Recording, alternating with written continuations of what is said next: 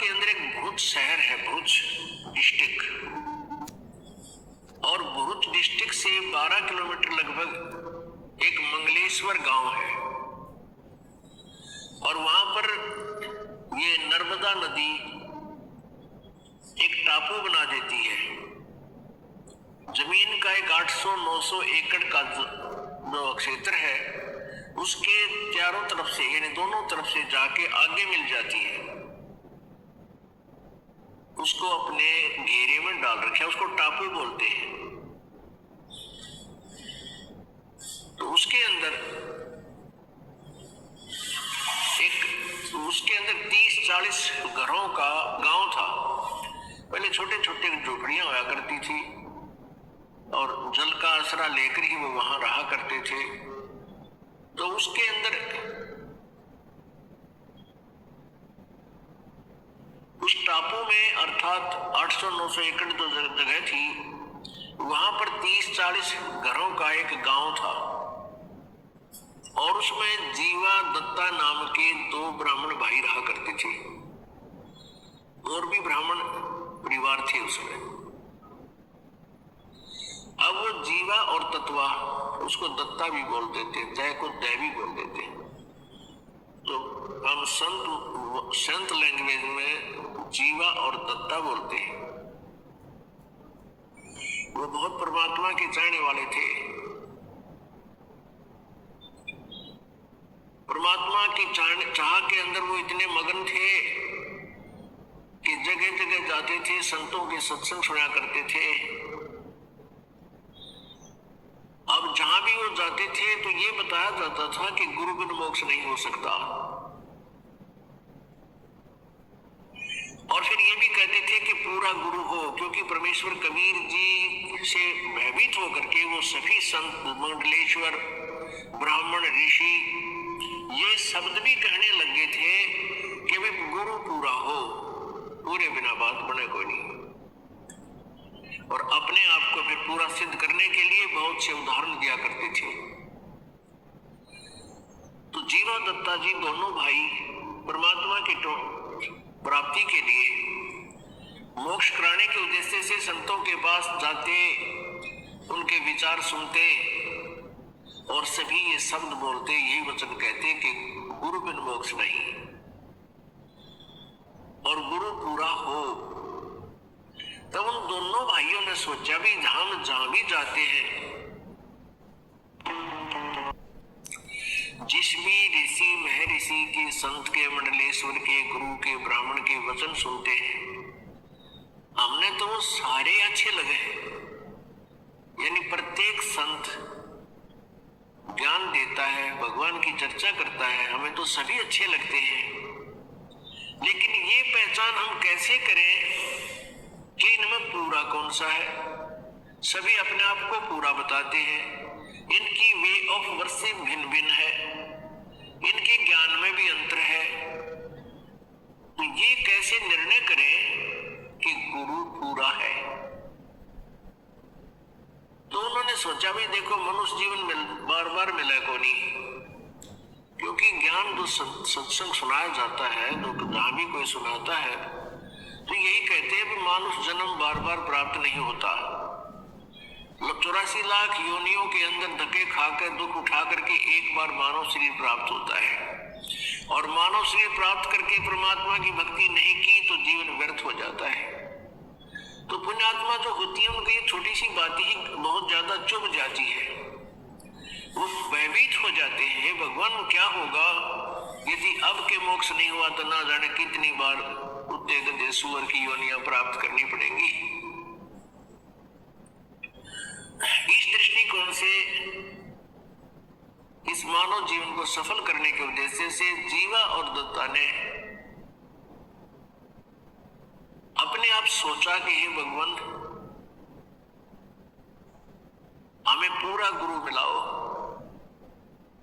हम पूरे गुरु को समझ नहीं पा रहे हैं, कैसे पहचान करें? तो उन्होंने आप पे एक डिसीजन ले लिया, एक वट वृक्ष की यानी बड़ की एक सूखी लकड़ी वह नीचे पड़ी थी, टूटी हुई काफी दिनों से, उसको उठा के अपने आंगन में जैसे पौधा लगाया करे, जो बना के गड्ढा खोज के और उसमें लगा दीवा गाड़ दी वो सूखा खूंड। और फिर उन्होंने ये विचार किया कि इस सूखे खूंड में, इस सूखी डारी में, टहनी में हम मंडलेश्वर संतों के चरण धोके और चरणामृत डालेंगे। यदि चरणामृत डालने से यह सूखी टहनी हरी होगी, हम उसको पूरा गुरु मान लेंगे। वैसे पुण्यात्माओं, ये कोई तरीका नहीं था पूरे गुरु की पहचान का, पर वो भोले वाले थे, श्रद्धा गणी थी भगवान में, और पूर्ण परमात्मा और पूरे गुरु के लिए वो तड़प रहे थे। तो परमात्मा अपनी ऐसी आत्माओं के लिए कोई ना कोई तरीका बनाता है। उन्होंने क्या किया, किसी भी मंडलेश्वर के पास जाते और उनसे उपदेश की प्रार्थना करते, उनके चरण धोके और अपने पात्र में डाल लाते। अब चरणामृत तो कोई भी दे देता है गुरु संत, आके उसमें डालते।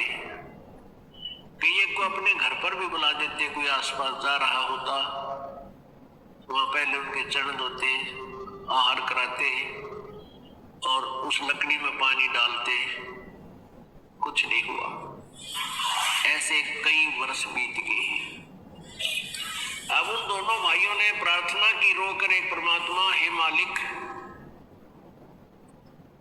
पूरा गुरु कोई है नहीं, क्योंकि हमारी टहनी हरी हुई नहीं इनके चरणामृत से, और पूरे गुरु के बिना ये मानुष जीवन व्यर्थ हो जाएगा। हे परमेश्वर, या तो पूरा गुरु मिले और नहीं तो हम अपने दास के इस शरीरों को, हम दोनों भाइयों के शरीर को, मनुष्य जीवन को खत्म कर दो, इसको खत्म कर दो परमात्मा, और उस समय शेष जन्म देना हमारा ये मनुष्य जीवन का, जिस समय पृथ्वी पर कोई पूर्ण संत आया हुआ हो। वर्तमान में पृथ्वी पर कोई भी पूर्ण संत नहीं है। इतना कह करके घंटों रोए, घंटों रोए। अपन आत्माओं, जब आपको तड़प होगी भगवान के पाने की, फिर आप जी का यही हाल होगा। परमात्मा पाने के लिए राजाओं ने राज त्याग दिया और शरीर का कोई ध्यान नहीं दिया, कठिन से कठिन तप किए। तो उसी सतीथि, ये सतीथि उन्हीं पुण्यात्माओं की होती है जो पुनर्जन्म से भी भक्ति करते हुए आ रहे हैं। कहते हैं, संतों से साधा से ती मस्करी और चोरा नाल खुशहाल, ये तो मल अखाड़ा जीतेंगे युगन युगन के माल। ये जो निकम्मी आत्मा है वो संतों के साथ बदमाशी करते हैं, मजाक करते हैं, उनको तंग करते हैं, और उन चोरा नाल खुशहाल जो नकली संत हैं, बकवाद करते फिरे, उन तरह जी रहे, उनके साथ प्रसन्न रहते और कहते मल अखाड़ा जीतेंगे ये युगन युगन के माल। माल मीन रेसलर, पहलवान। पहलवान वही होता है जो पहले एक्सरसाइज करता है, प्रैक्टिस कर रहा होता है।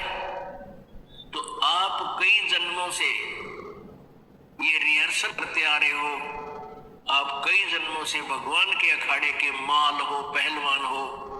तो ऐसे ही वो जीवा और दत्ता भी वो युगन युगन के माल थे। उन्हीं में ये प्रेरणा होती है परमात्मा के पाने की। जैसे मीराबाई युगन युगन की माल थी, ना समाज देखा, केवल भगवान देखा, चाहे कुछ भी हो, मारो चाहे छोड़ो। तो ये माल होते, ये पहलवान थे मालिक के पाड़े के और सफल हुए। ऐसे ही जीवा दत्ता वो युगन युगन के युगा युगा से वो पहलवानी यानी भक्ति करते हुए आ रहे थे, और उस भक्ति ने फिर अंगड़ाई ली पिछली पुण्य ने, और बहुत तड़पते 6 महीने तक लगभग फिर रोते रहे, हे भगवान, या कोई शरीर छूट जा या कोई संत मिलाओ मालिक। एक दिन क्या हुआ, परमेश्वर कहते हैं सोचल सीधर मैं करूं अपने जन के काज, गोता मारू स्वर्ग में जा बैठूं पाताल, कहे कबीर ढूंढता करूं अपने हीरे माणिक लाल। तो लाल ने को ढूंढने के लिए मालिक वहां पहुंच गए। दोपहर के समय उनकी उस झोपड़ियों में यानी उसकी गली में चले जा रहे हैं। अब जीवा बाहर आया। जीवा ने देखा कि एक संत आ रहा है। उसने अपने भाई से जाकर कहा कि भाई एक संत आ रहा है, आपकी आज्ञा हो तो उसे बुला लाऊं। उन्होंने कहा कि भाई आपने देख लिया, मंडलेश्वरों को भी देख लिया हमने, इनके पास कुछ नहीं है और क्यों जख्म में आकर है और कई दिन रोना पड़ेगा, कुछ ना पावे इनके पास। अब वो क्या देखा कि वो परमात्मा उनके गली के उनके घर के आगे से आगे को चले गए, जैसे किसी का घर पूछ रहे हो, ढूंढ रहे हो। तो दत्ता बार बार जीवा के कहने से दत्ता बाहर गया। जीवा बड़ा भाई था दत्ता का। दत्ता ने बार बार कहा जीवा आपकी आज्ञा हो तो मेरा ऐसा दिल करे है इस संत ने बुला जाऊंगे। अब जीवा ने कहा भाई कोई बात नहीं, अब तेरी इच्छा है तो ले आ, मैं क्यों मना करूं तुझे, देख ले। वो वापस गए तो परमात्मा फिर वापस आ रहे हैं उनके घर की तरफ, वापस जैसे घर गांव से बाहर जाने वाले हो। तो दत्ता ने जाके चरण पकड़ दिए और कहा परवरदिगार ये दास की झोपड़ी है, एक बार दर्शन दो, पवित्र करो दास की कुटिया को। परमात्मा बोले चल भाई, आगे अंदर जैसा भी घर पर व्यवस्था थी, कोई बैठना मुड्डा दे दिया, कोई छोटा सा सटूल। और जीवा ने कहा दत्ता जा कोई तसला ला उठा के, थाली ला, थाली प्रांत ला, चरण धोएंगे। महाराज आए, भगवान आए, यानी संत आए। संत तो परमात्मा का रूप होता है, उनका ट्रेनिंग थी वह डेली की। चरण धोए पानी से और जीवा ने कहा था दत्ता संतों के चरणामृत को कहीं ऐसे वैसे नहीं डालना चाहिए, वहां पौधे में डाल दिए, उसमें पौधे में। अच्छा जी। अब दत्ता ने जाकर वो जो ही पानी डाला उस तसले से प्रांत से, जैसा जिसमें पात्र में डाल रखा था, और पानी डालते डालते ही कोपल फूट आई उस वट वृक्ष की टहनी गए। बोलो सतगुरुदेव की जय।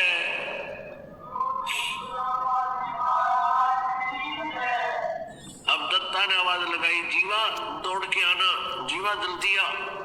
जीवा गया, क्या देख भगवान आगे, आज जिसकी चाह थी वो मिल गया हमारे को।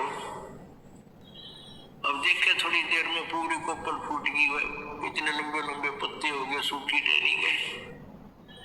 अब दोनों ने एक एक पैर पकड़ लिया, एक एक पैर पकड़ लिया, रो बुरी तरह ने मुंह की तरफ देखे, भगवान आप कहाँ छुपे थे, ये परमात्मा आप कहाँ छुपे थे, हमने तो सोच लिया था कि ये जीवन बर्बाद होगा और यही प्रार्थना करते थे भगवान या तो इस जीवन हमारा अंत कर दे, इस मनुष्य जीवन का, फिर दे देना जीवन, फिर जन्म देना मालिक जब कभी परम संत यहाँ आए हों। हमने सोच लिया था इस पृथ्वी पर कोई संत नहीं रहा। परमात्मा ने कहा कबीर जी ने कि भाई बच्चा, अगर पृथ्वी पर संत ना होगा इसमें आग लग जाएगी, यहाँ रह नहीं सकता प्राणी। ये तो संत यहाँ मैं रखता हूं एक आध अपना भक्त, प्यारी आत्मा या स्वयं आता हूं, जिससे पृथ्वी पर बैलेंस बना रहता है। और बेटा जब पृथ्वी पर संत नहीं होगा तो इसमें आग लग जाएगी, पूरी पृथ्वी कट कर मर जा, आपस में इतना बुरा हाल हो जाएगा। तब उन्होंने कहा कि हे परमात्मा, हमने तो आपकी बहुत इंतजार करी, आप नहीं आते तो हम 6 महीने और ज्यादा जीवित रहते, क्योंकि सूख का कांटा हो गए थे और उनका जो बुरा हाल था। अब दोनों ने उपदेश लिया। अब उपदेश लिया, ज्ञान सुना, सबसे न्यारा ज्ञान और सबसे न्यारा भगवान। उस ज्ञान से परमात्मा आते रहे, उनको ज्ञान सुनाते रहे, आते रहे, ज्ञान सुनाते रहे। कुछ दिनों में वो ज्ञान से परिपक्व हो गए। वो उस ज्ञान को फिर सुनाने लगे अपने ब्राह्मण वर्ग में। अब ब्राह्मण वर्ग तो राम और कृष्ण तो परमानने को नहीं, शिव जी तो ज्यादा किसी की सुने नहीं, भैरव भूत की भी पूजा करवावे। अब उन्होंने पूछा भी तुमने गुरु कौन बना लिया? ऐसा नास्तिक तो ब्रह्मा विष्णु इससे भी अलग कोई भगवान बताता है। तो उन्होंने बताया कि बनारस में, काशी में हमारे यानी परमात्मा ही आए हुए, वो पूर्ण ब्रह्म है, पूर्ण परमात्मा है। कबीर जी, परमात्मा आएंगे तुम्हें मिलवाएंगे। तो परमेश्वर फिर आगे अपने भक्तों को संभालने के लिए जीवा दत्ता ने गांव वालों से कहा कि आ जाओ, आज भगवान आए हैं। अब ज्ञान तो सुना नहीं, शुरू से पूछने लगे तू कौन है, तेरी जाति क्या है? वो ब्राह्मण लोग बोले तूने हमारे भाइयों को, हमारे धर्म के लोगों को मिसगाइड कर दिया है, तू मुसलमान है या क्या है? परमात्मा ने कहा जात ना पूछो संत की, पूछ लीजिए ज्ञाने, मोल करो तलवार का, पड़ी रहने दो म्यान। लेकिन नहीं माने। परमात्मा ने कहा भी मैं जुलाहा हूं और कबीर मेरा नाम है और काशी में रहता हूं। वैसे मेरा मूल ठिकाना सतलोक है। अब सतलोक न सुना नहीं कदे, वो सतलोक न समझे के कहने लगे अच्छा धानक है तू, धानक है? कहां पक्का धानक हूं भाई, सारी सृष्टि की रचना बनाने वाला भी मैं ही धानक हूं और कपड़े बुनने वाला यहां पर भी मैं धानक हूं। सब उठकर चले गए। फिर उनका एक मीटिंग हुई, पंचायत हुई। कहने लगे भाई जीवा दत्ता को जाति से डाल दो, ये तो धानक का चेला बन गया, इसने तो हमारे जाति का नाश कर दिया, एक शूद्र का चेला बन गया, हम कहां मुंह दिखाएंगे? उन्होंने कर दिया फैसला, सुना दिया फरमान कि जीवा और दत्ता का आपस में भाईचारा बंद, ओका पानी बंद और कोई नहीं बात करेंगे। सब जगह चिट्ठी लिख के भेज दी। अब दोनों बहुत दुखी हो गए। लेकिन ज्ञान ऐसा है परमात्मा का, सारा संसार रुष्ट हो जावे, ये मार्ग नहीं छूट सकता। फिर वो माल थे मीराबाई की तरह, युगन युगन के माल थे, पहलवान थे, और माल वही हो तो सबने ढा दे तो उनको कोई वो तो हुई, कोई होता गया गलत, फिर कोई बात ना, परमात्मा चाहिए हमने वो मिल गया। फिर क्या हुआ कि जीवा के लड़का था और दत्ता के लड़की, दोनों विवाह योग्य हुए। अब कोई ब्राह्मण हाथ टेकन दे नहीं, कोई बालका का ब्याह क्यों कर करे? परमात्मा आए, चिंता व्यक्त की कि प्रभु ऐसे ऐसे समस्या आ गई हमारे सामने। वैसे तो आपके दास समर्पित हैं, आपके बच्चे भी ज्ञान को समझ चुके हैं, ऐसी तो कोई बात ही नहीं है, हमारे बिना ब्याह रह जाएंगे तो भी कोई दिक्कत नहीं हमने। तो आपके ज्ञान से हमें प्राप्त ज्ञान हो गया, पता लग गया कि 1 लाख पूत 1.25 लाख नाती, उस रावण का दीवान बाती, इस वंश चला के देख ले, 1 लाख बेटे थे रावण का, को दीवा लावणी अभी कोई ना वंश शेष रहा नहीं, या तो सब ने जाना है। लेकिन इन लोगों ने हमारे साथ बुरा कर दिया, इन ब्राह्मणों ने हमारी हुक्का पानी बंद भाईचारे से अमल कर दिए। हमारे बच्चों के रिश्ते भी ये नहीं लेते, ना करते। परमात्मा बोले तुम एक काम करो, जगह जगह जाकर कह दो भाई या तो हमारे बच्चों का ब्याह करो होने दो, और नहीं होने देते हो तो हम इन दोनों बच्चों की शादी कराएंगे आपस में। जीवा का लड़का दत्ता की लड़की, इन दोनों का ब्याह आपस में करेंगे, और क्या करें। अब उन्होंने ऐसा ही एक प्रोपगंडा फैला दिया। अब ब्राह्मणा की फिर पंचायत हुई, भाई जमाना नाश हो गया, बहन भाई का ब्याह होगा कि मुंह दिखावांगे। उनकी पंचायत होगी। कहने लगा, के विचार किया कि भाई लड़का लड़की का के दोष है, गलती तो उन दोनों ने कम्या की है, तो हम ये तो अलाउड कर दो भाई लड़की का और लड़कियां की ब्याह अन्य स्थान पर हो सकता है। तो उन्होंने कहा कि ऐसे नहीं भाई, फिर तो कोई ब्याह ना करे, उनका तुम नो करो, लड़के और लड़की ने गोद ले लो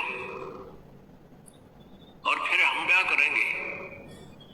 तो वो आए सारे इकट्ठे हो गए कि खबरदार दे, तुमने आपस में ऐसा दीन भ्रष्ट किया तो, और ये लड़के लड़की तो हमारे हैं, ये लड़का लड़की हमें दो, हम उनको गोद लेते हैं, हम शादी करेंगे इनकी कितना करें ढंग से, तुमने इनसे कोई लेना देना नहीं। वो बोले ठीक से ले जाओ, तेरे लड़का लड़की ने वह समस्या भी हल कर दी, ब्याह भी परमात्मा ने उन आप पे ब्याह कराया, दोनों बच्चों का बस सर दर्द भी हटा दिया, ब्याह का खर्चा भी ना होया। तो फिर थोड़े दिन वो सीधे हो गए, ज्ञान समझ मान ला गया धीरे धीरे, क्योंकि वो बच्चे जहां गए उन्होंने भी ज्ञान समझाया, फिर वो सारा काम सेट हो गया, बच्चे भी उनको दे दिए और परमात्मा की भक्ति भी उस नगरी में तकरीबन करने लगे। अब जो वो सूखे टहनी बट के वृक्ष में झरनामृत डाला था टहनी में, वो एक पेड़ बन गया पूरा, और वो पेड़ आज भी विद्यमान है। 600 वर्ष हो गए उसने, वो पेड़ आज भी विद्यमान है। और वहां पर कबीर पंथ के ये परंपरागत महंतों का वहां एक आश्रम बना हुआ है, जो इन यादगारों को संभाले हुए, उसको हम देखकर आए थे, स्वयं आंखों देखकर आए हैं, एक बार गए थे देखने के लिए। उसमें मंगलेश्वर गांव से एक नौका में बैठकर जाना पड़ता है, सामने एक बीच में दरिया है, उसको पार करके सामने वो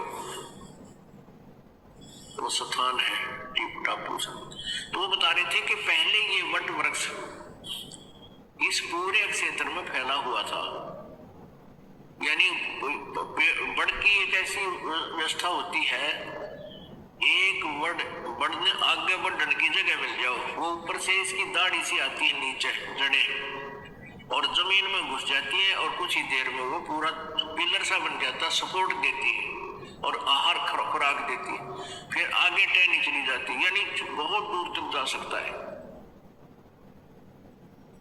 लेकिन अब उसको काट पीट कर दोबारा वहां खेती करने लगे, और वो थोड़ी सीमा में रह रहा है 2 एकड़ जमीन में, मतलब वो लगभग टोटल तो 4 एकड़ में गया है, यानी 2 एकड़ ऐसे बढ़ रहा है, सेंटर से 2 एकड़ 2 एकड़, तो ऐसे 4-5 एकड़ में अब भी वो विद्यमान है, शेष बचा हुआ, बड़ी बड़ी दाढ़ी उसके नीचे बड़ी बड़े बड़े पेड़ हो गए ऐसे ऐसे। तो वहां महंत है, उनसे भी पूछा, वहां के गांव नगर वालों से भी पूछा, तो उन्होंने यही बताया कि ये कबीर परमात्मा जी जीवा दत्ता नाम के 2 भाई ब्राह्मण भाई रहते थे, उनको ज्ञान दिया था, उन्होंने एक शर्त रखी थी, उस कारण से ये वह सूखे वृक्ष की टहनी ये पेड़ रूप धारण कर गई, आज भी वे प्रमाण वहां विद्यमान है।